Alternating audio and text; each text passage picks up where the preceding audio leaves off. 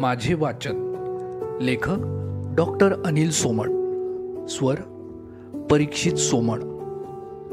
आमच्या लहानपणी घरी स्त्री किर्लोस्कर मासिके येत असत. एका मासिकांच्या वाचनालयाचे सभासद होतो. माझी आई वाचत असे आणि तेच बहुतेक माझ्यात आले असावे.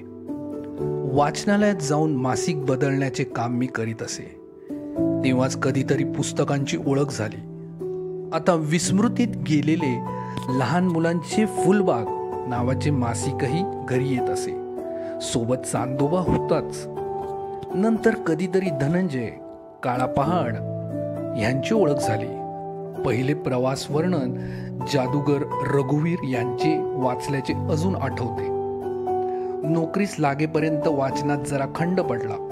नोकरीस लागल्यावर 2 वाचनालयांचा सभासद झालो व खऱ्या अर्थाने वाचन सुरू झाले.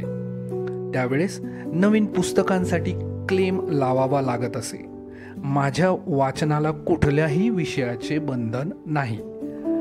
कार्ल मार्क्स, लेनिन चरित्र ते वेद, पुराणे, अध्यात्म, कविता, विज्ञान विषयक, डोक्यावरून जाणारे सौंदर्यशास्त्र अशा विविध विषयांवरची पुस्तके वाचत असे. त्यावेळेस थोडीफार एखाद दुसरे अशी पुस्तक खरेदी सुरू झाली होती. त्यावेळेसच घेतलेले थोर विचारवंत एम.एन. रॉय यांचे एक पुस्तक संग्रही आहे.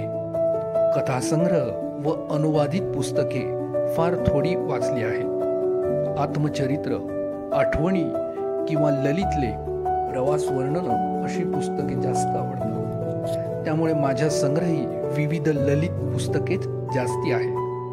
वयाच्या निरनिराळ्या टप्प्यांवर त्याप्रमाणे पुस्तके जमा झाली. एक आध्यात्मिक टप्पा येऊन गेला. तेव्हा विवेकानंद, बेलसरे, ओशो, विनोबा, जे.के. यांच्या पुस्तकांचा समावेश झाला. निवृत्त झाल्यावर स्थैर्य निर्माण झाले. त्यानंतरच खरा पुस्तक खरेदीस वेग आला. निवृत्तीनंतर प्रथम एक विषयवार पुस्तकांची सूची तयार केली. आज मितीस माझ्याकडे 400हून अधिक पुस्तके आहेत. वाचनालयही चालवत होतो. कालांतराने बंद पडले. 200 ते 250 पेक्षा जास्ती पृष्ठ संख्या असणारी पुस्तके मी सहसा वाचित नाही किंवा घेतही नाही. ही माझी मर्यादा आहे. अपवाद म्हणून 2-4 मोठी पुस्तके आहेत. एका वेळेस 2-3 पुस्तकांचे वाचन चालू असते. एक पुस्तक घेतले व पूर्ण वाचून संपवले असे होत नाही. कधी कधी एखादे न आवडलेले जुने पुस्तक चाळायला घेतो व पुनर्वाचनानंतर आवडून जाते. काही फसलेली पुस्तकेही आहेत. म्हणजे वाटले एक आणि निघाले भलतेच. पण आता सोशल मीडियामुळे खरेदी सोपी झाली आहे. पुस्तकांचा विषय समजतो, अंतरंग समजते व ऑनलाईन मागवताही येते. सतीश काळसेकर, निरंजन घाटे, अरुण टिकेकर यांची बुक्स ऑन बुक्स प्रकारातील काही पुस्तके आहेत. त्यांचे अफाट वाचन बघितले की आपण अगदी बालवाडीतच आहोत असे वाटते. पुलंची बहुतेक सर्व पुस्तके आहेत.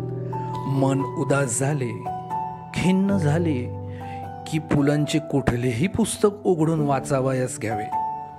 मग ते व्यक्ती आणि वल्ली असेल, पूर्वरंग असेल किंवा रवींद्रनाथांवरची व्याख्याने असतील. मन उल्हासित, प्रसन्न होऊन जाते. वाचन आनंद म्हणजे ध्यानाची एक अवस्थाच आहे.